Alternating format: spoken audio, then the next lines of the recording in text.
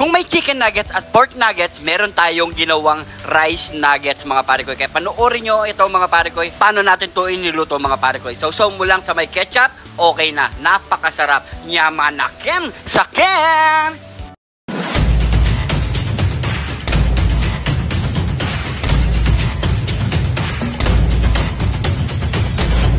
Unang gagawin natin, balatan muna natin yung nilaga nating patatas.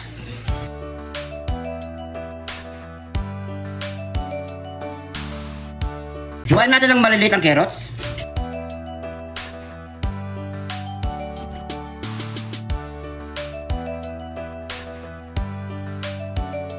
Bell pepper.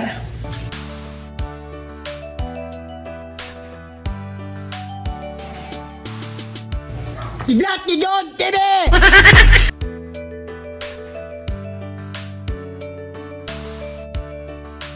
Daon ng sibuyas.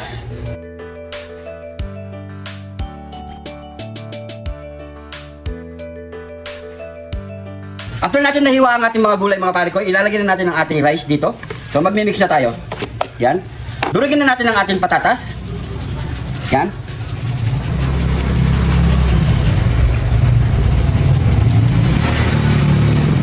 Pagkatapos natin nadurog mga pare ko, yan. Masin natin dito mga pare ko para magluto dito sa kanin ng ating patatas.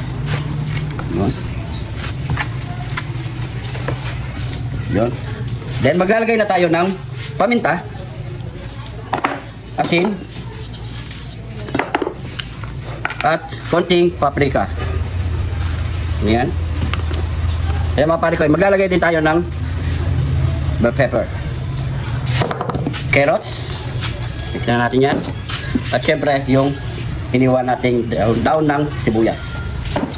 Then mix na naman natin yan.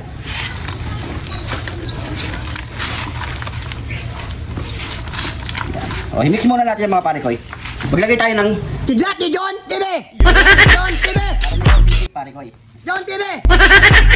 So yan mga pare ko, kapag ganito na yung tsura niya, yan, sumasama na lahat yan. Laki no pare ko. So magbibilog na tayo. Ganyan lang kalalaki mga pare ko yan. Bilog lang natin. Kailangan natin maglagay ng mantika sa ating guantes. Yan. Kapag bilog na, yan, okay na.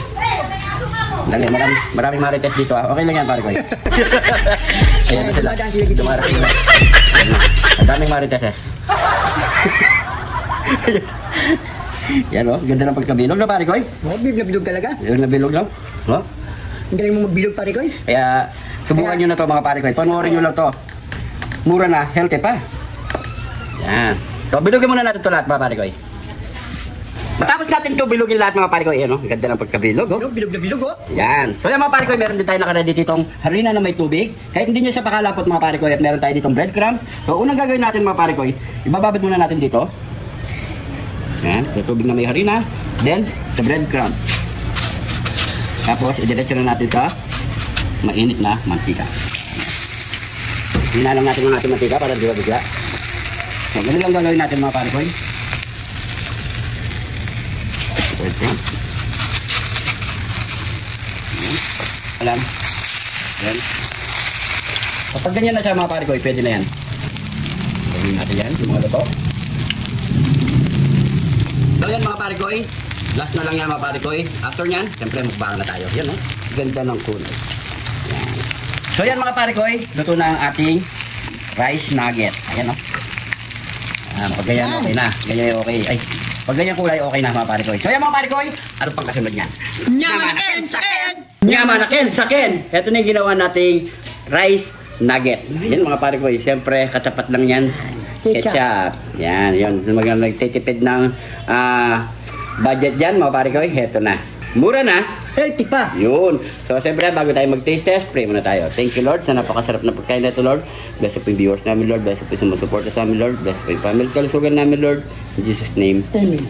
Amen. So, yan, mga pare ko, taste test na tayo. Sige, pare ko, yun na. Yan, no? Yun, no? Mga pare ko yun.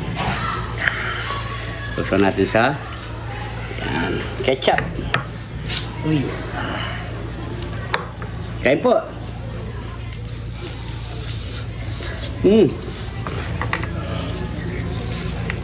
Mahingat. Malinit. Sarap. Grabe. Napapasok ang gulagad. Sarap ng mga pare ko yun. Sarap na. Solid.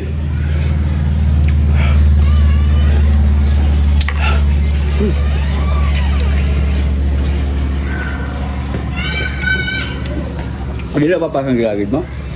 Humiyaan ko lang eh. Ha? Balitaran siya, no? Kabulaan. Ang lasa niya mga pare ko, masarap. Para ka lang na nagsinangag. Ang kakaiba lang nito, may breadcrumb. Yan, meron siyang pinapalapot sa ating kanin yung patatas. Yan. Tapos mga gulay, solid. Ito yung kanin na may ulam na. Tsaka na gano'n yung angang niya, no? Solid. Yan po.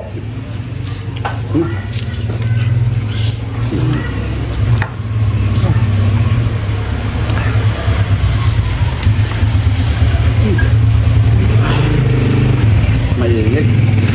Pero masarap pag mainit siya.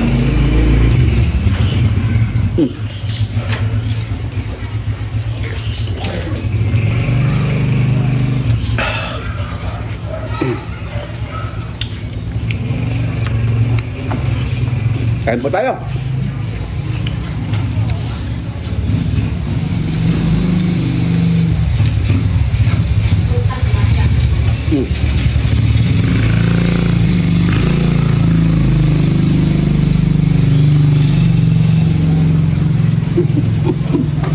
Papasok na dito. Ang gila.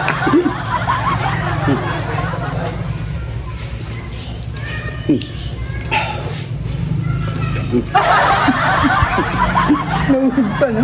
Walang bakod eh. Sa mga pare ko yun. Parang may lipstick, no? Parang Dracula.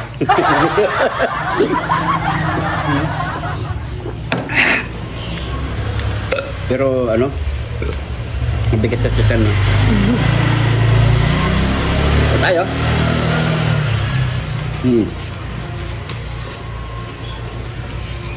Mangit lang mga pare ko yun. So, solid, ang sarap. Bukan nyo, mga pare. Rice nugget.